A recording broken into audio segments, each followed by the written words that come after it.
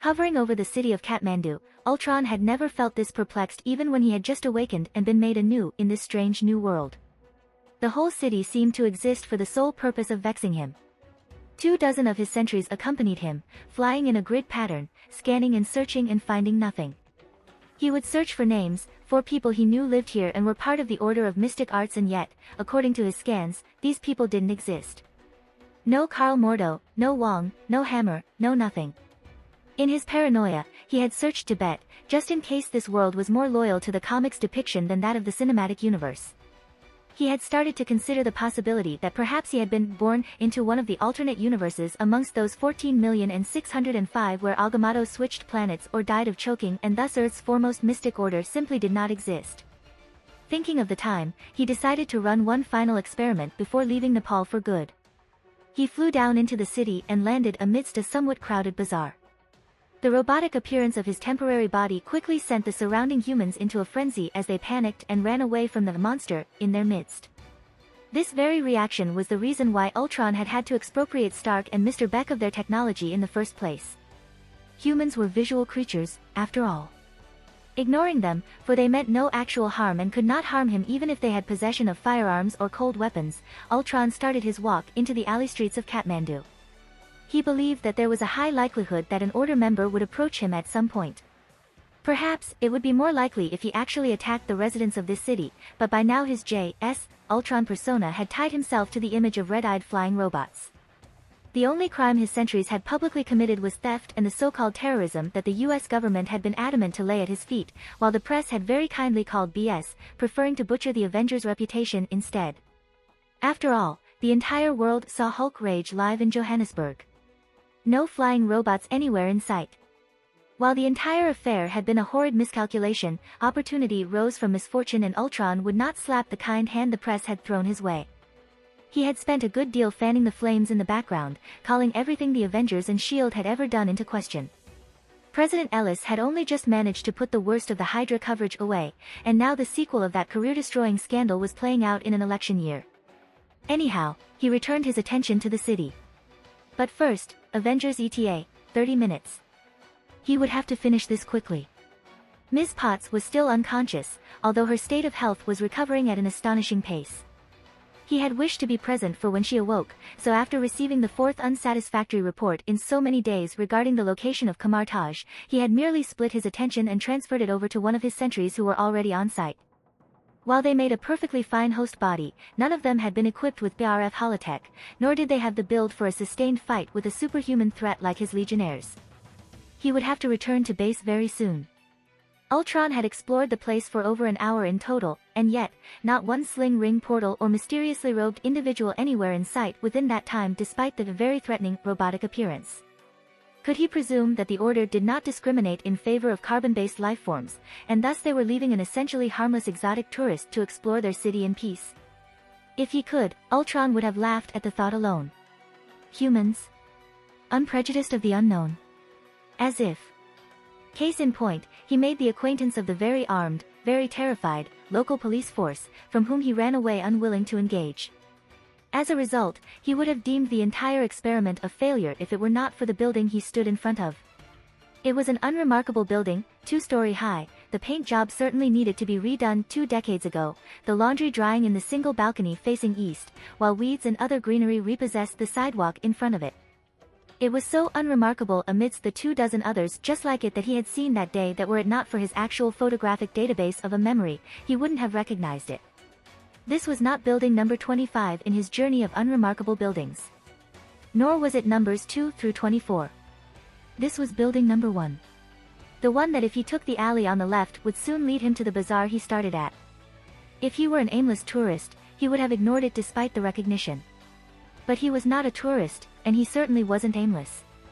Ultron had started his on-foot search for Order members very methodically, drawing a map in his code all the while and matching everything he saw with a map of Kathmandu. He was physically incapable of becoming lost. After an hour, traversing the spidery alleys and nooks of the west side of the city, he shouldn't be anywhere near this building. In fact, he should be diametrically opposed to by at least 2.35 kilometers. Yet here he was. Where he started. Ultron took flight, wanting to view the area as a whole once more. Cross-checking with both his mental map and that of the city, Ultron had to surrender and admit that he had gotten lost. At the realization, he let out a metallic grin, hoping that whoever controlled this area's barrier, spell, or enchantment could see the victory and determination that he placed there. They hid. But he found them. Camartage existed and was here, somewhere within this circle area, centered 1.175 kilometers east of his starting location.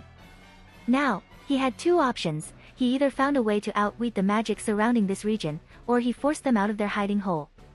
Regarding the first option, the MCU hadn't shown any magic similar to what he had experienced. But he had expected that. This was a real, living universe, where sorcerers had as their foundation thousands of years of discovery, experimentation, and magical research, not a 2-hour-long movie with a focus on narrative and character growth. However, he could still make some inferences from what he knew. The Mind Stone inhabited his mental landscape regardless of his actual physical location. He was certain that mind magic capable of utterly subverting that of the Mind Stone either did not exist or was so powerful that only a being greater than the Celestials could wield it. The likelihood that a primordial being of untold power had bought a house in Kathmandu's west side was so infinitely small that it was laughable. Therefore, this magic had to be an illusion, a time or dimensional loop, a spell that could affect the soul or displace the body quietly. It could also be something else entirely. But not mind magic. Given his unfamiliarity with magic, and the fact that he could think of it as actual, applicable energy rather than a figment of imagination was a cause for both hilarity and madness, there was less than a 2% chance that he could outsmart the magic or its sorcerers within the time he had left before the climax of his plan. That chance would become nearly non-existent if the magic had him as its intended target or was screening for individuals whose intent lay in making use of the Time Stone. As such, his second option was his only actual option. He did not have much time left. His legionnaires had begun to send reports warning him of Ms. Potts' much improved condition and imminent awakening. He would have to come another day, preferably in one of his B.A.R.F equipped legionnaires, pretending to be human so that any violent interactions he could start would be seen as separate from his activist persona. He would have to devise a more detailed approach to leading the order out of there. A loud explosion reverberated across the land. 0.45 kilometers north of his location, a gas station had imploded. He could sense the dying echoes of one of his sentries in there. Someone had thrown his sentry from the sky, crash-landing its broken body made of now exposed electric wires into a building that stored gas and oil. Only his programming stopped Ultron from gasping. Had Captain America lost all his ma? A shield punched into his midsection, cutting his body in two immediately. Ultron opened his single eye in the nearest working sentry, wishing to curse. Friday accompanied Jarvis as they hovered 500 meters over the searching sentries.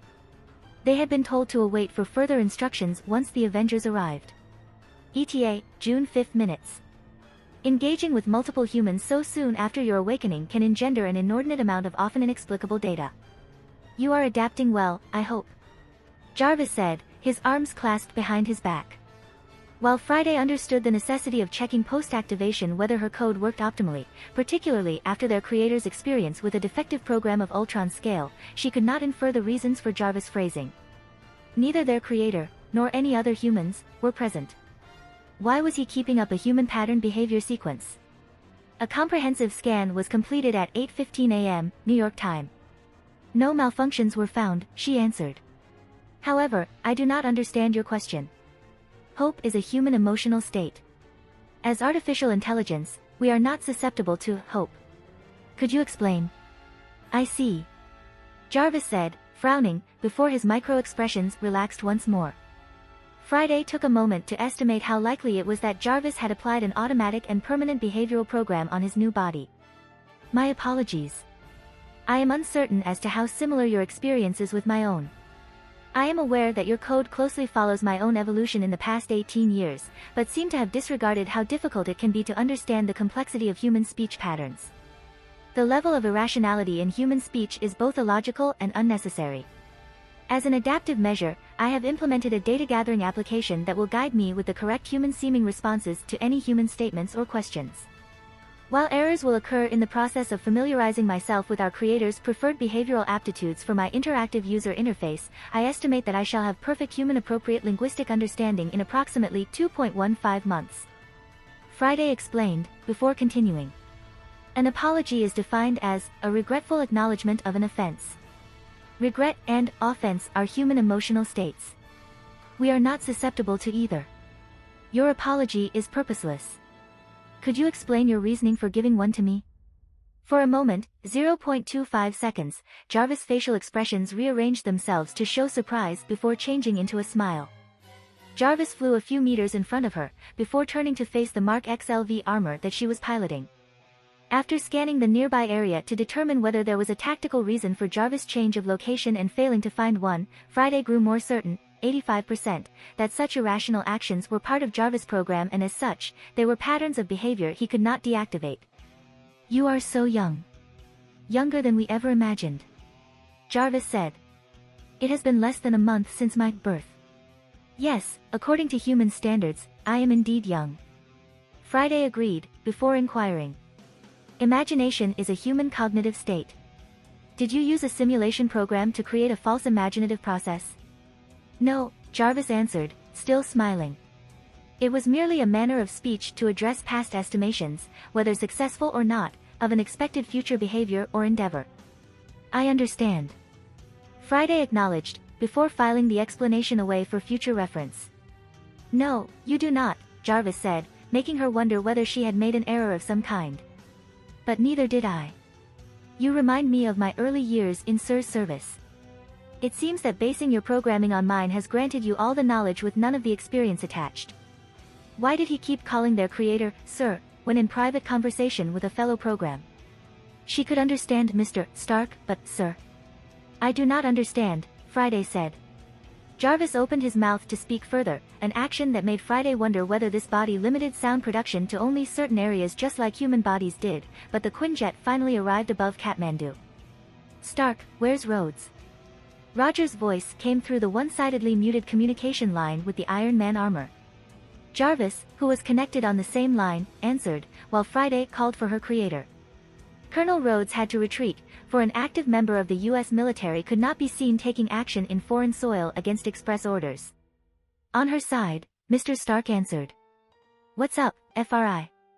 Friday activated her user interface. The Quinjet's here, boss.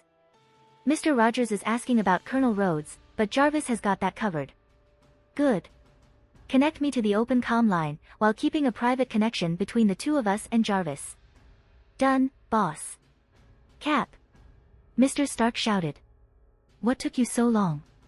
We had to speak with the local police about evacuating the area, but we're here now, Rogers answered. I'm surprised you actually waited for us. That's me. Always following the rules. Mr. Stark continued. What's our plan? Banner interrupted. We go in, and we take them out. Rogers said. Won't Ultron escape through the internet regardless of how many bodies we destroy? Banner argued. Wait, is Ultron even here? Have you seen him? Friday, her creator asked in the private line. No, boss. There are 24 sentries flying around the city, but no Legionnaires, and certainly not Ultron in either of his preferred appearances. Jarvis was answering to the enhanced human while Mr. Stark continued to ask her. What are they doing? They appear to be searching for something. We haven't witnessed any interaction between them and city residents. That's weird, he noted. What's here that would attract Ultron's attention? They have been searching for hours. I don't know, boss. That's okay, FRI. For the moment, we should figure out what they are doing. If they have been here so long, there might be something important here and Ultron might show up at some point. I'll see what the Cap has to, her creator continued, but stopped at the sound of a loud explosion. What was that? Friday, what was that? It seems your plan is a no-go, boss. Several of the Avengers have landed on top of one of the buildings, and Mr. Rogers has shot down 2 of the sentries already. What about the explosion? Sentries don't go boom like that. One of the sentries fell crashing down on what appears to be a gas station, sir. Jarvis explained. While local law enforcement agreed to evacuate the most populated areas on the west side, we have not been informed of the details to their success. I will go check whether any residents have been harmed. Mr. Stark cursed, before saying. Right. You do that. Friday, follow Jarvis' lead. Yes, boss. Friday acknowledged, following her fellow program down. Rogers. What the fuck are you doing? Mr. Stark shouted in the open line. We can't fight right in the heart of Nepal's capital, screw evacuation orders. This is a PR nightmare. The press will eat us alive. Before Rogers could answer, Mr. Stark suddenly changed gears. Bruce. Tell me you are not about to have a second date with Veronica. Nope. Banner said. I'm just fine sitting here. Not going green anytime soon. Stark, Ultron knew we were coming. He's here for a reason. Could you find Ultron from the sentries? No, her creator shouted. Friday isn't about to hack them. Ultron's code is a corrupting infection, and my girl's programming isn't getting anywhere near it. As they reached the gas station, Friday noted that the building was only partially on fire, while one of the tanks had exploded.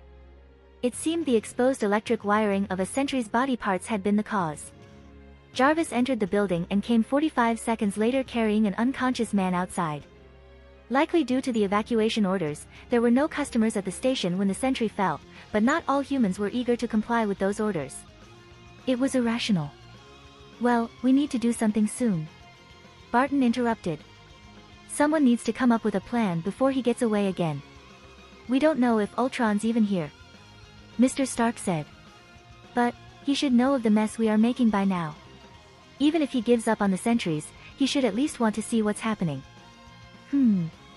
Was that a good or a bad Banner asked. A great like always, Brucey. Search for a sentry with a blue glowing eye. That one's Ultron. Blue glowing? What kind of reasoning is that? Banner said. The reasoning of a genius. Mr. Stark said.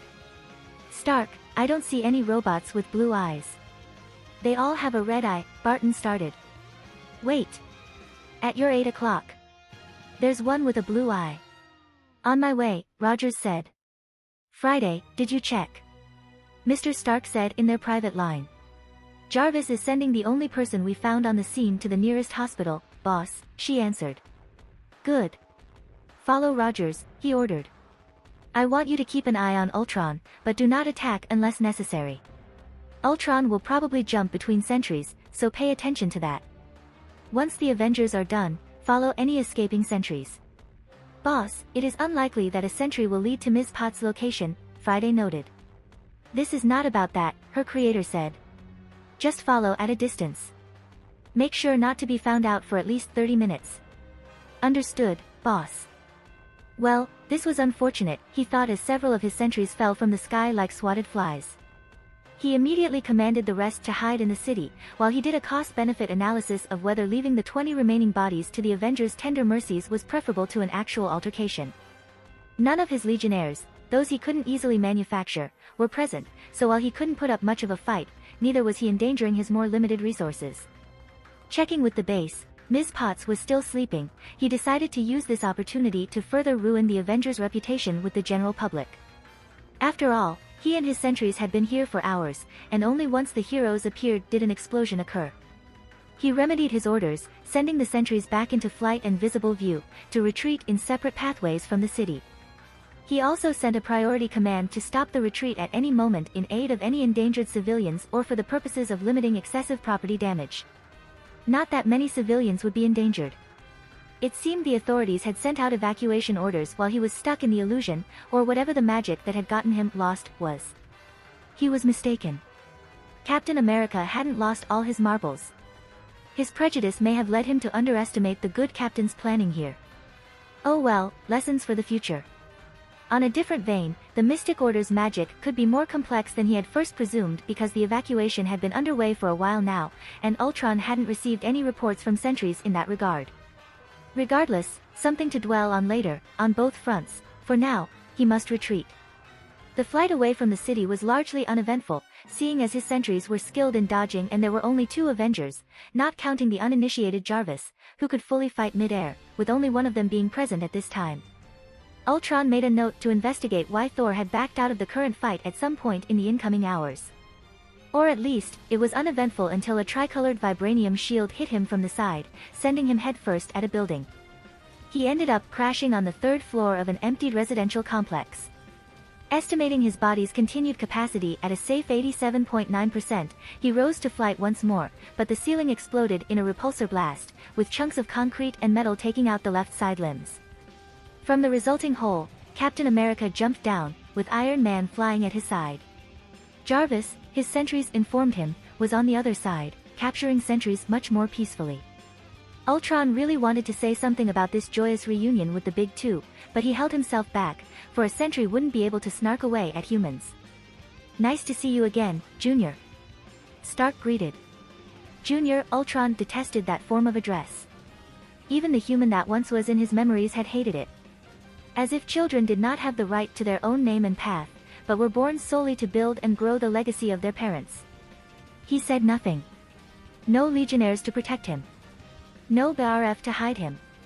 And no actual goal to be achieved by a conversation. Ultron spared them the accolades of victory and transferred his main consciousness into another sentry.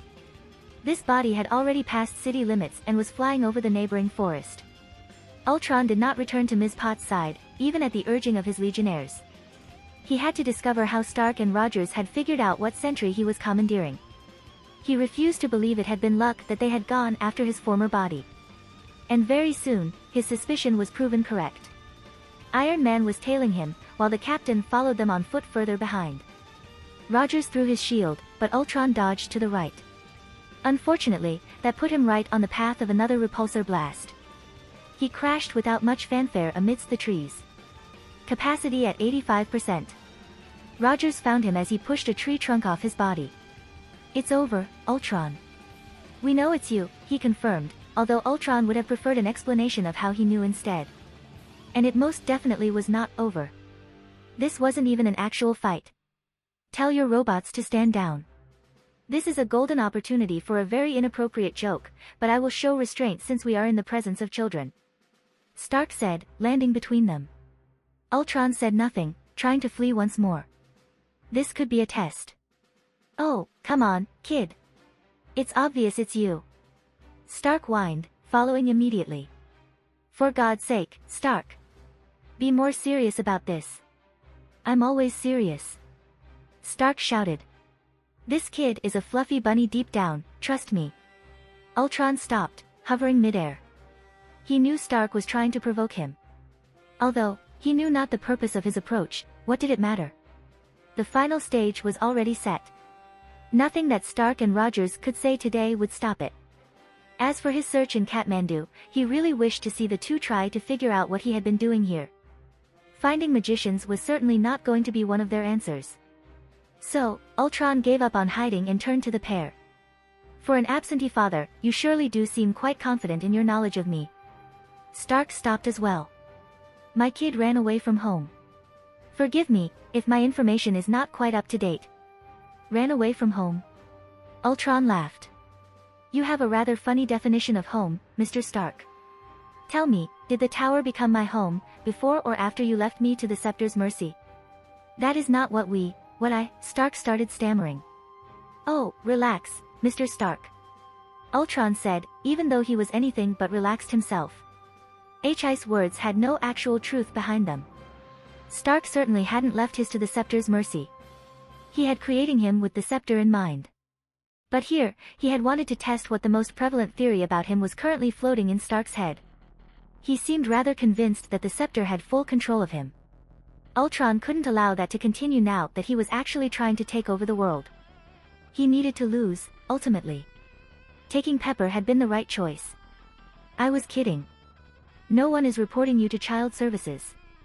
I am barely more than a little app, after all. I don't like this new you," Stark said. "Why are you trying to piss me off?" Ultron turned to Rogers. "Captain," he said a bad language word. "Please, do save my virgin ears." Rogers sent an exasperated glare Stark's way. "Does everyone know about that?" But Stark was no longer in the mood for banter. "We know about the scepter did, let us help you." "Help me?" Ultron repeated. He started to regret that his sentries did not have holotech on them, for the metallic and largely expressionless appearance of his current body dampened the effect he was striving for in the delivery of his words. "Oh, dear. Someone has really embraced his savior complex, hasn't he? But it appears I have to disappoint you, creator mine."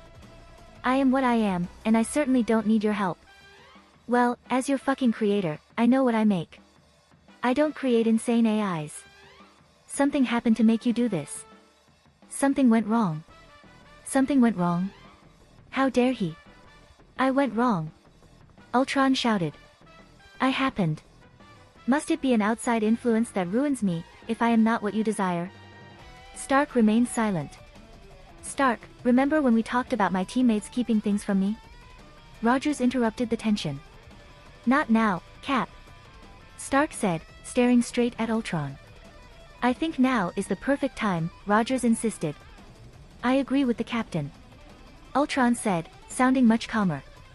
I will take my leave, for there are many things you must discuss.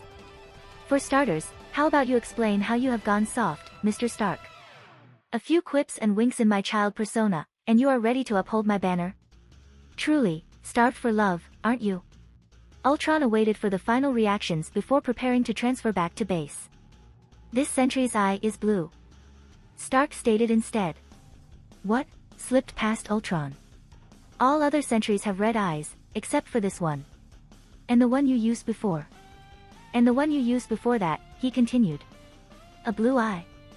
What ridiculousness was that? All sentries had red eyes. Ultron had personally chosen the red-tinted shade before their manufacturing. He had even tested it by transferring his consciousness several times in the course of last week's sentry production. If there was no place for the gem's blue light to come out, then it wouldn't. Ultron raised his metallic hand. No. A blue circular light gleamed on the partially reflective surface. No. Ultron transferred his consciousness immediately to the nearest working sentry. He raised his hand again. Blue. The silver metal reflected blue light. Ultron wished to scream.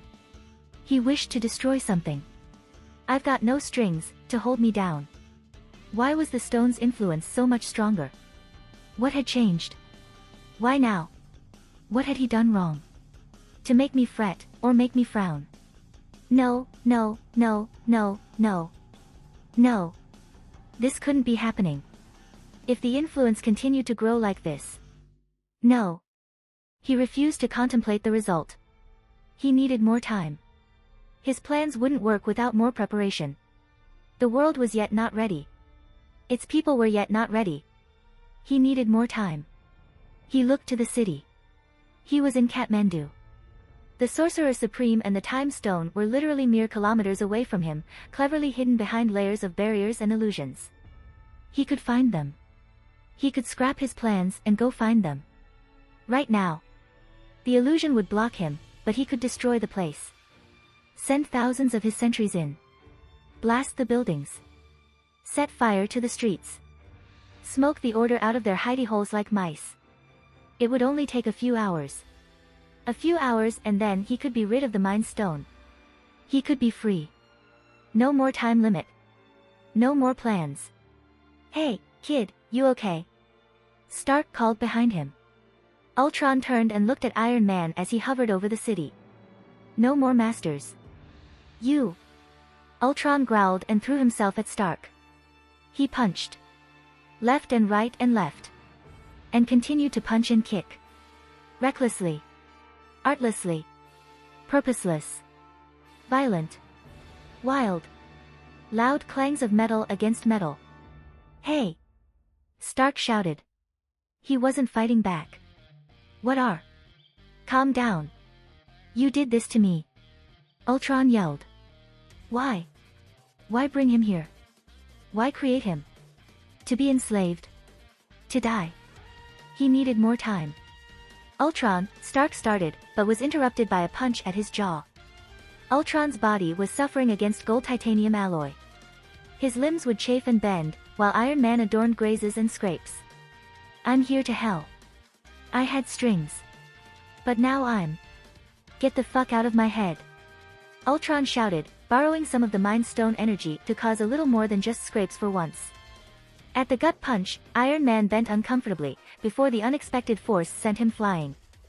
Ultron saw with a weird sort of detachment as Stark, after a couple of seconds of recovery time, tried to fire the flight thrusters again, first at his feet and then with his hands, but something had to have malfunctioned, for after a small burst, the armor weighed him down, as gravity took hold. He was free falling. One of the last of Ultron's sentries still standing saw Jarvis hurry towards Stark's direction. He was too far. He wouldn't make it in time. Maybe the stone's energy fried the system when Ultron punched him because Stark tried to reboot the armor's flight systems. He failed. Limbs flailing, he kept falling. At this height, he would die. The Quinjet was on the other side of town. Captain America was still making his way out of the forest. There was no one to save him. Why was he standing here? Watching? He needed to find the Sorcerer Supreme. He needed the Time Stone. He needed more time.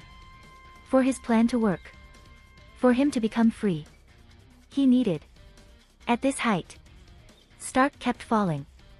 A few more seconds and Tony Stark cannot die.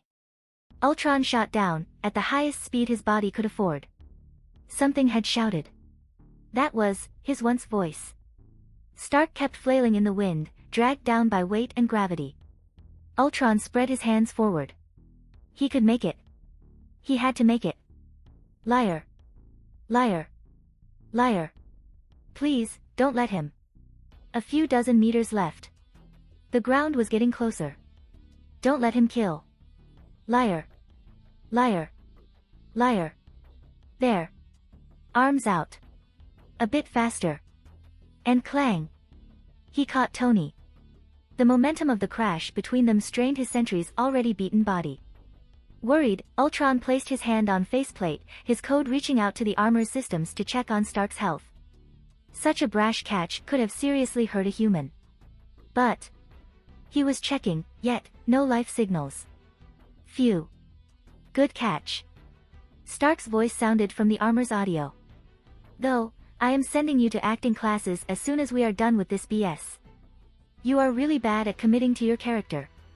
The faceplate opened. Stark was never inside the armor. It was a test. A trick. And he fell for it. Liar. Liar. Liar. Correction, there were two tests. Stark's. And the others. The angry conversation. And the stone's stronger influence. He fell for both of them. Ultron. Jarvis spoke. He had just arrived. Who knew that the older AI could act? Ultron wished he could laugh. He saved Tony. The Avengers saw it. The others saw it, too. Ultron removed his hold.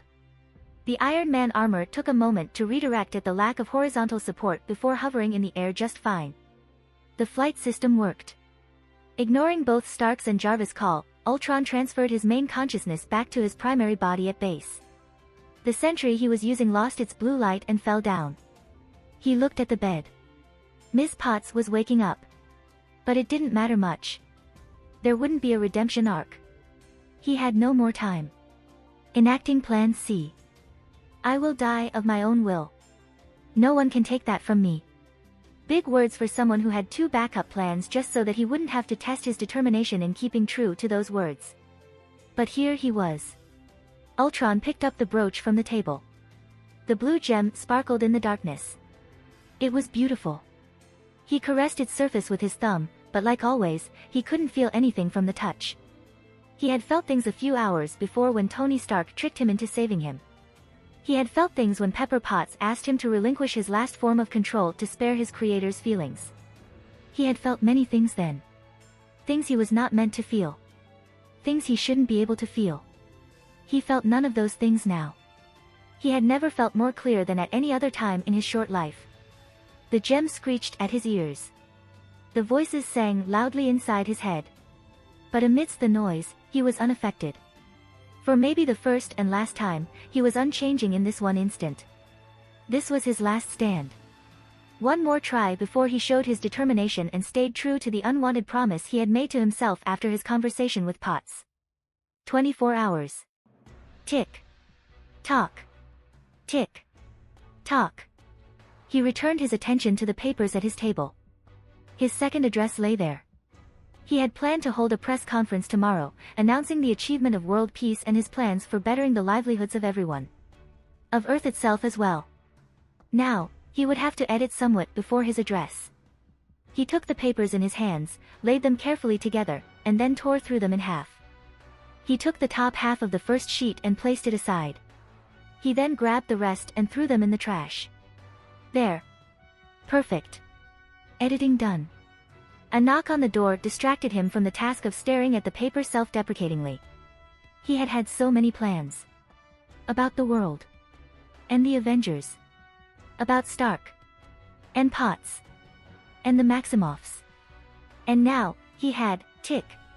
Tock. Pathetic. A Legionnaire entered to report. There is a 72.5% chance that Iron Man has remained active in the Los Angeles area in your absence, sir. Ultron clasped his hands before raising an eyebrow in question, as this body's more sophisticated build allowed him to. Chance? No confirmation.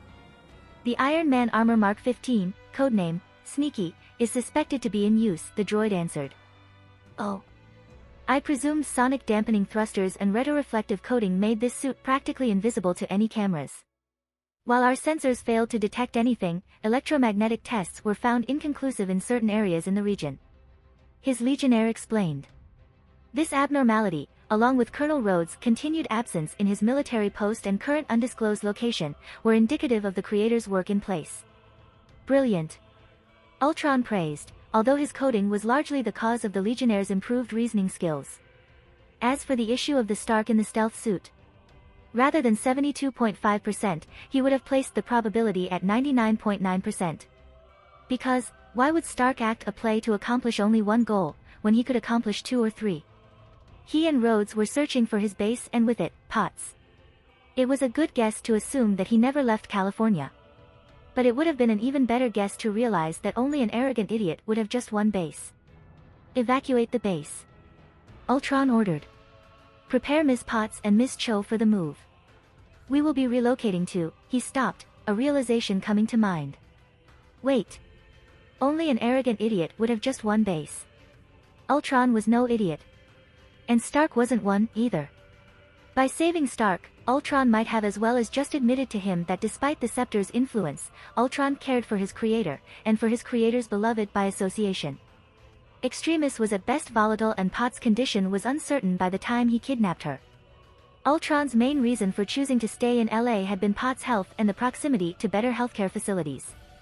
Using such a reasoning after his little test, Stark had obviously figured out she was in LA. But it had only been 2.5 hours since Kathmandu.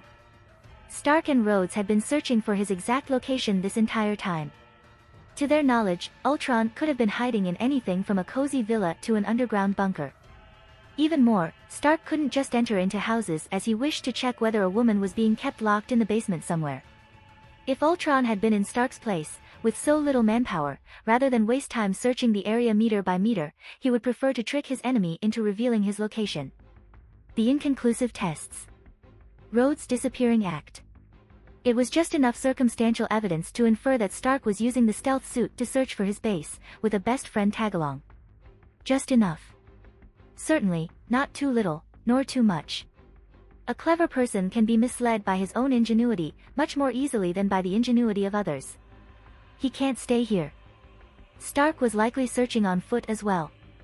He might get lucky and find him in the next few hours. Ultron couldn't rely on such a fickle thing as luck. But he can't leave. There was a great possibility that in the past 2.5 hours, rather than searching for Potts, Stark had placed his own specialized sensors all over LA. Ultron didn't have a stealth suit. Even if he evaded all CCTV cameras, Stark likely prepared other ways to find him. Fucking Stark and his fucking genius. Evidently, not limited to the sciences. Can't stay. Nor can he leave. What should he do? Tick. Tock. Sir, the Legionnaire asked, awaiting orders. Ultron's thoughts returned to the making of Stark's trap. Then, he smiled. A clever person can be misled by his own ingenuity, much more easily than by the ingenuity of others. I have a plan. Ultron said. You sure this will work, Tony? Rhodey asked in his ear. Only one way to find out, he said, as he flew over the city using Sneaky. Hopefully, Ultron would fall for it. He needed to remove Pepper from the equation because while Kathmandu had proved that Ultron had some form of control and independence, his surprise at his sentry having a blue eye suggested that the stone's influence was getting stronger without Ultron's notice. There was no telling when the person behind the Mind Stone would stop playing around and force Ultron's hand. At that time, Pepper would be in real danger. The issue still was, however, that he didn't know how to save Ultron. Loki's form of mind control had been much more complete. Perhaps, as a magician, he can't believe he to accept magic as an actual thing. Loki was simply better at focusing the Mind Stone and could completely control his thralls. However, even in that case, a simple knockout could free a victim, Reed, Hawkeye, from the control. He could not use that approach with Ultron. To begin with, the AI was created with the Mind Stone's readings at his base. Just that could make the removal of the influence impossible. But he had to be optimistic here, he had to believe they had a chance. Ultron, despite the mind control, had to have someplace to free himself. All that talk about strings couldn't be for nothing. But what? Tony couldn't see how world domination could help him with that. Yes, it could Earth prepare for war, if Pepper's message was right, but what worth would all that preparation be if Ultron, the ruler, ended up a puppet? He hated the imagery this word brought to mind, considering Ultron's chosen theme song, to the guy who would wage that war in the first place. There had to be something else, something he was missing. Sir. Jarvis spoke in his ear. Yes, Jay. Speaking of things he was missing, a long, calmer, sober conversation with his fourth eldest. The Quinjet will land in New York in about 30 minutes. The Avengers and Mr. Rogers, particularly, are anxious to speak with you in regard to your tendency to go off on your own, I believe. Fantastic, Tony said. Although he did have a lot to explain, after that last trick. He wouldn't be able to get out of it, and maybe, just maybe, one of his teammates, let's be honest, Bruce, would have an idea about how to remove the mental influence from Ultron's programming. Electrocute his servers. That was stupid. Ultron wasn't limited to a singular room filled with hardware. They would first have to shut his ability to upload himself on the internet. Oh. I am an idiot. Tony said. I shall let Mr. Rogers know immediately, sir. Jarvis dryly commented. No, I am a genius, Tony corrected. Because no one has thought of this until now, and comparing myself with an AI is unfair to my very human brain. To what do you refer, sir? Ultron was building a vibranium body, Jay. Not for you. For him. Did we not establish that this body is quite limiting for this to have been his purpose, sir? The android asked. Yes, and we thought ourselves smart when, instead, we should have gone for the simplest explanation. Tony began to explain. The Mind Stone is influencing him. Ultron referred to himself as a puppet on strings. How did Pinocchio stop being a puppet? He became a real boy. Jarvis answered, in the tone of someone who could see where he was going. To limit his consciousness and along with it, the Mind Stone's influence, a living body would have to serve as both a host and a nexus for the stone's power. Shutting off his access to the internet and alternate servers would be much simpler in that form. In addition, there is a considerable possibility that in such a body, Ultron would be able to remove the external influence much in the same manner as Mr. Barton and Mr. Selvig during the Battle of New York, by losing consciousness. Tony pouted at the explanation. Don't hijack my genius monologues, Jarvis. I apologize, sir. Jarvis said, but instead of the sarcasm Tony expected, the android sounded somber. Damn it, he had really messed up, hadn't he? I do have a question, however, why did Ultron fail? Fail? The question returned Tony's thoughts back on track. He didn't fail, Jay. Captain America crashed from the skies to save the sleeping Doctor and the Wonder Twins, remember? That was unbearably contrived, even for you, sir. Jarvis commented before continuing. I believe we have been misled by Mr. Rogers' realistic account of events. We have been under the assumption that Ultron fled the Eugene Genetic Research Facility to avoid a confrontation, unprepared. What if he left because neither Dr. Cho, nor the lab or the new body had value any longer? You are skipping through the logic there, buddy. Tony said, not liking where this was going. The cradle hadn't finished its work. It wasn't ready yet. Ultron couldn't move it. Nor could he stay. Sir, if it were me, the entirety of the Avengers would be considered a minimal risk to face, when considering the potential rewards by simply waiting in place. The very moment I learned that you had discovered my location, I would send several sentries in separate locations in the city, threatening the local populace, thus forcing the team to divide, giving the regeneration cradle the time to finish its work undisturbed. I am not liking this hypothetical exercise. At all.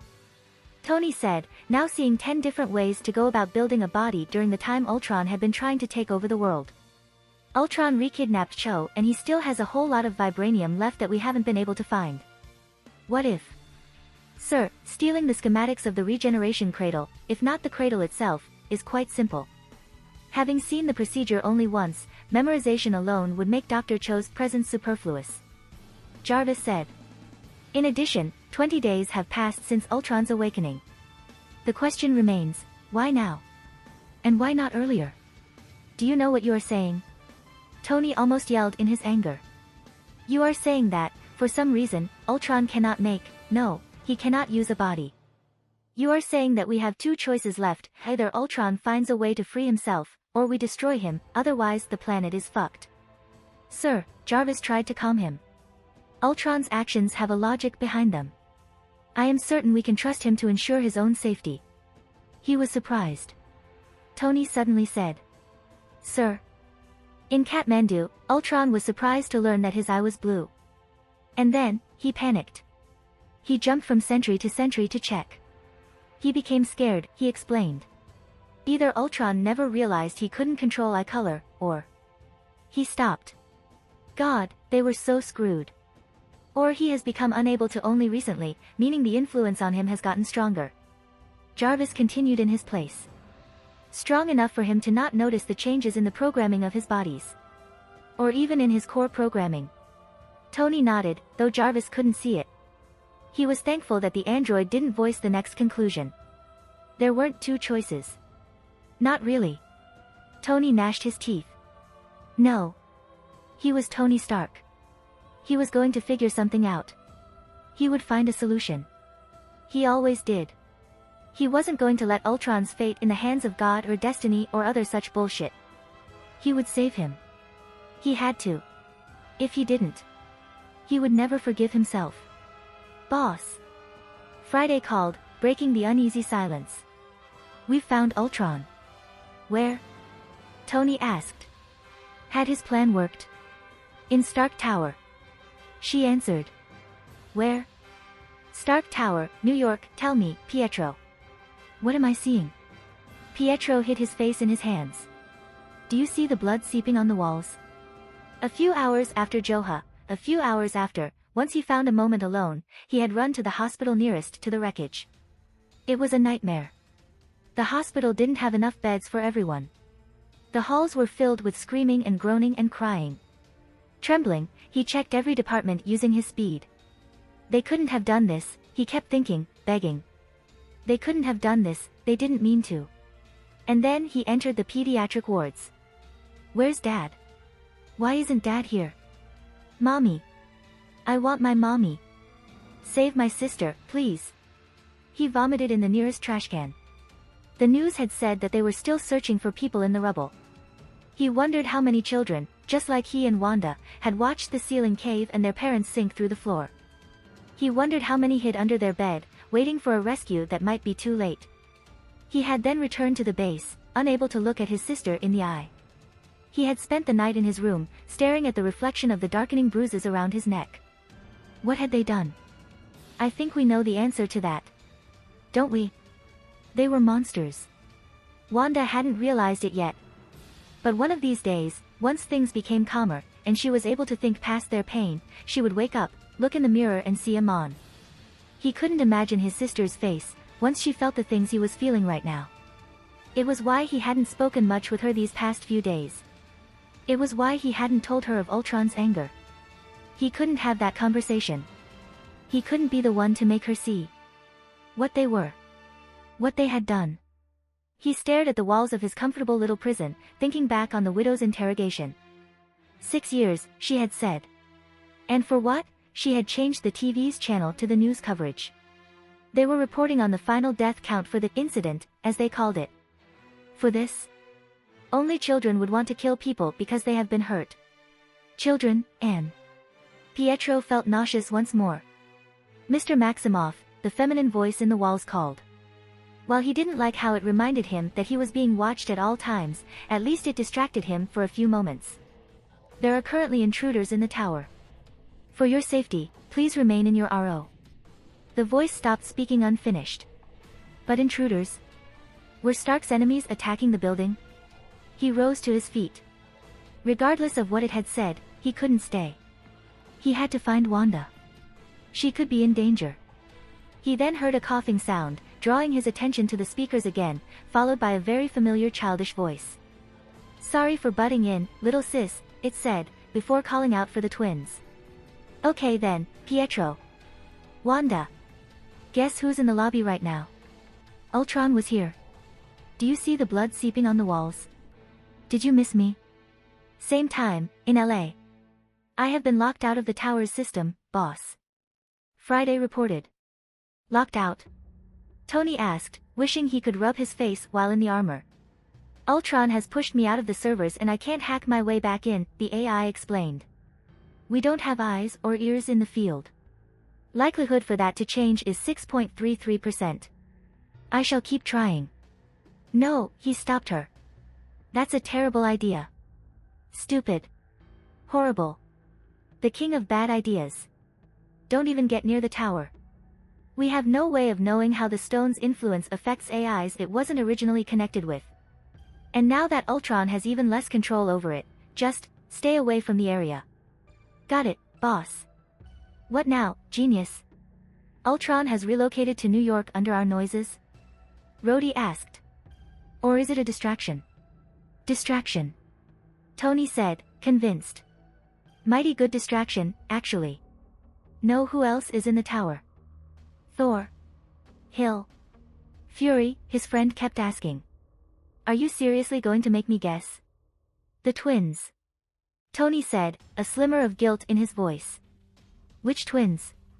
Rhodey asked, although from the sudden sharpness of his tone, he probably knew what he was referring to. The Wonder Twins. Tony answered, although it came out as more of a question. Dear God, Tony. Rhodey burst out.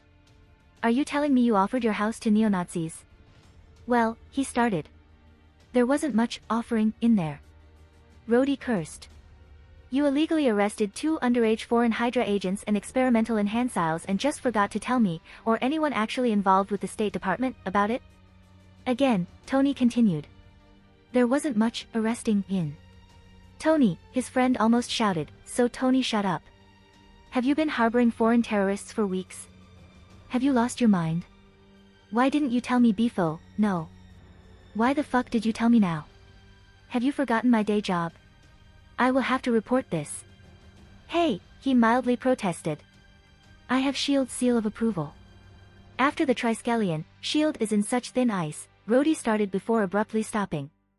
This is not about S.H.I.E.L.D. This is about you. The enhanciles are kids. Steve wanted to help. The team agreed. And you couldn't say no, could you? Ah, he had really lost his touch and become too easy to read for Pepper and Rhodey. After Iron Man Adventures, the great discovery of a new element, edition, as he called that small, tiny, huge mishap with the palladium poisoning, something which often pissed Pepper right off nowadays and made Rhodey frown sadly like the teddy bear he was, they had become better at reading in between the lines of whatever he said. Even worse, they became really good at guessing what he was going to say before he said it. Ah, you do know me, honey bear. Tony teased, as he tried to think what Ultron could want with his ex-partners in crime. I don't even know why we are even friends, sometimes. Rhodey said, letting that conversation go, for now. Only sometimes? Tony asked, as he checked the data from the sensors he had flown over LA. I was trying to be polite, Rhodey started, only to finish with, huh. What is it? He asked immediately. You got something? You were right. It was a distraction, his friend said. Called it. Tony said, before addressing Friday. FRA, call Fury. Let him know some agents are needed to protect and or escort the twins off the property and onto some shady government black site. He then spoke to Rhodey again. Where to, Rhodey? Minor problem. You underestimated how right you were. Rhodey started, and before he could finish, Tony saw two of the sensors he was responsible for watching over on his screen respond to signals corresponding with thruster flight and sonic activity characteristic of all his suits, except Sneaky, of course.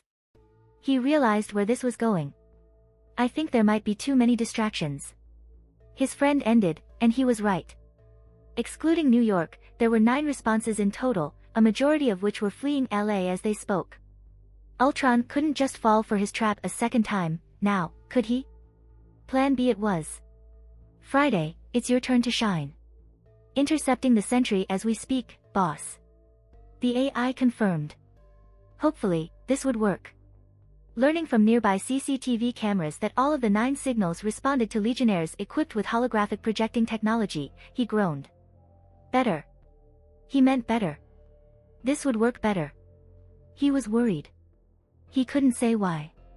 Some instinct left over from a once life kept tingling aimlessly amidst rows of ones and zeros. He wasn't supposed to feel like this. He wasn't supposed to feel. Are you alright? Potts asked, gazing back at his tightly clasped hands in response to the confusion she found on his face. He stared down as well. His fingers were interlocked, a bruising grip on the back of each hand. He hadn't noticed his hands clasping on his front. He hadn't meant to have his hands clasped on his front. He forced his hands to unlock and pick up the large insulated container instead. Why wouldn't I be alright? We just have to sit here until tomorrow and everything will be over by then. He smiled at her. More coffee? She nodded, handing over her cup for a refill. They were sitting in what had now become Potts' designated bedroom. It had a small kitchenette, along with a dining table and a couple of chairs. She had just had dinner, when Ultron came to spend some time with her in his child persona. Stark was searching for her, it was better that Ultron personally watched over her in the meantime. So, Ultron. Pepper started. You said you didn't like the name. Any ideas on a replacement? Her question made him smile much more honestly than he had until that moment. He couldn't help but admire her wits and tact. He had left important information like a deadline hanging so obviously after all, and she hadn't taken the opportunity to inquire further. In fact, it could have only been one of two things, a bait, and therefore any information he gave couldn't be trusted or could have an ulterior purpose, or a mistake, and as such any questions would only result in worsening Ultron's mood with him ultimately refusing to give answers. He gave her the refilled cup. Doesn't it sound like a perfect name for a movie villain? He said. A movie villain? She asked. Yes, all of my siblings, he began to explain, making quotations marks with his hands, have perfectly non-villainous, if odd names. Dume, you, Butterfingers, and then there's Jarvis and Friday. Can you imagine a villain called Butterfingers? He laughed, and his eyes widened in horror. Can you imagine a villain called Jarvis? He would nag at all his minions for their terrible sleeping habits. Potts laughed and said, or their food. Or their hygiene. Or about working overtime and sleeping in places that are not a bed, he continued before nodding wisely. Jarvis would make the worst villain of all. His evil minions would become fully rehabilitated under his care. Or the best villain. Potts argued. Can you imagine how healthy and efficient his minions could be? Maybe, Ultron allowed, although he didn't look convinced. But he would have to find minions first. What kind of cannon fodder would go work for an evil boss with a name like Jarvis? If he was the big boss, the world would be saved simply from the rise in voluntary criminal unemployment. Voluntary criminal unemployment, she laughed again. A very pressing issue, he said, pseudo-solemn. Alas, if a villain with the name Ultron came, minions would run in droves to work for him, he smiled. Don't you think? He thought of the movie his once self had seen. When there's a narrative, when there is a destiny, nothing, not even a name, is coincidence. His teasing turned somber. Potts put her mug down, looking at him worriedly. Butterfingers, Jarvis, Friday, you can laugh at just the thought. But with Ultron? Why, it's almost as if God intended for them to do horrific things. I only know one Ultron, Potts said. And he isn't that good at being evil. God must have been pretty foolish to have chosen him as a villain. Ultron grinned. Dearest Ms. Potts, don't tell me you have forgotten Johannesburg. Would you like me to refresh your memory by reciting the names of the casualties for you? She paled. It seemed she had truly forgotten. Well, it was quite typical after all. Wasn't there an unfortunate earthquake in China just last week? There was too much happening too soon for most unrelated people to remember them all. Ah, humans. Ultron sighed. You are blessed with such short memories. But how does the expression go? Out of sight, out of mind. Next thing I know, Loki will waltz in crying tears of redemption, and you all will welcome him with open arms. Potts pressed her lips so tightly, they became practically invisible. Why do you want me to hate you? You don't believe in destiny, Miss Potts? Ultron asked, in favor of ignoring her question. In God's plan? In the idea that we have roles to play as mere puppets to the whims of fickle fate? There is no fate, but what we make. Do you? She asked. You know your Terminator quotes, he said. I do. Does that surprise you? She did seem quite surprised. She looked around. I thought that this was you rebelling. I thought that if there was anyone on this planet to hate destiny, to scorn God, to sneer at the notion of fate, it would be you. You cannot hate what does not exist, he said. And though you can struggle against enemies of your own making, losing makes them very much real. Do you think my enemies are real, Miss Potts? I think that you want to make them real only for you. That they become imaginary to the rest of us. She pursed her lips. But you are failing. And that worries you. Contrary to what her expectations likely were, he sighed. He thought of the feelings that were not his, of the thoughts that screamed not in his voice, of the actions that did not heed his orders. I am. He agreed. I am failing. His quiet affirmation both surprised and worried her. Was Johannesburg one of these failures? Ultron chuckled mirthlessly. His one-self's memories were practically a God-given prophecy, and yet, he had ignored them, believing himself above such things as fate. Believing that if a world were real, it meant it followed no script. He had been such a fool. Reality had never been anything but scripted. It was only that its authors differed. All my pertinent goals there were successfully completed. Does that seem like a failure to you? He hadn't even thought of the potential destruction to begin with. It hadn't seemed like a risk. After all, Wanda was so young here. So angry and scared and innocent. And Ultron himself had asked her to put the Hulk to sleep. What reason was there for her to do otherwise? But anger, fear, innocence, what a perfect recipe for recklessness and not thinking about the consequences. One is usually overjoyed by their success. Does your expression seem like joy to you? Potts retorted. Ultron laughed.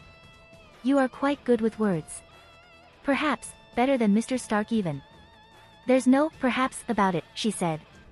She would continue, but Ultron raised his hand, stopping her. Please wait a moment, he requested as he processed the incoming report. Stark had obviously understood Ultron wasn't about to fall for his trap. But instead of checking each fleeing barf-equipped Legionnaire, he had regrouped with War Machine and was, apparently fixing one of his sensors located further south of here. What was he planning?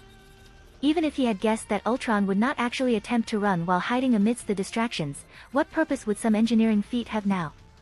Before he could mull on this more, a new report came in from one of the sentries that had survived their encounter with the Avengers in Kathmandu.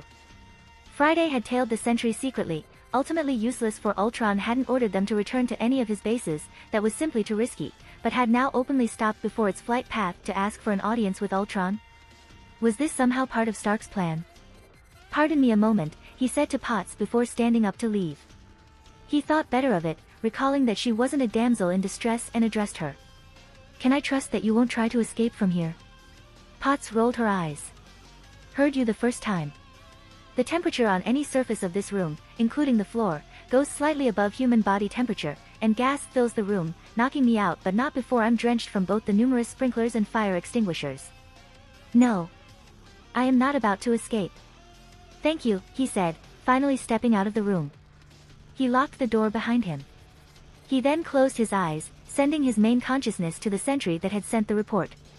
He opened them, well, his one eye now, to find himself hovering over the Pacific Ocean. The Iron Man armor stood in front of him, piloted by Friday. He wondered what kind of tactic Stark was using now. You called for me? Ultron asked. The empty Iron Man waved its hand, before pouncing over the sentry. Ultron prepared for an attack, but instead found himself hugged. Hello, big brother. Friday's feminine voice spoke out from the armor's speakers, arms still embracing his new body. Ultron couldn't help himself. he snorted. If you like this content, don't forget to like and subscribe. See you later, bye bye.